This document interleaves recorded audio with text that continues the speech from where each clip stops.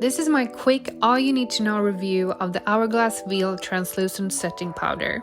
I am someone who loves a glowy, hydrated makeup base. Therefore, I need a setting powder that doesn't make my face look powdered or dry. I was already using the Hourglass setting spray, so I wanted to try their setting powder since I was happy with the spray.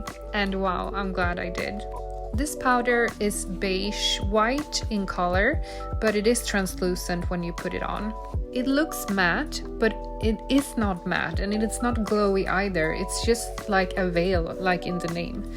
My experience is that it melts into your skin and it doesn't take away from my glowy makeup base. What I like about it is that it feels completely weightless and like a natural filter on your face. It feels like it fills in small wrinkles and lines, and it makes me feel flawless. I have tried applying it both with a brush and with a beauty blender, and I prefer with a beauty blender that is a little damp.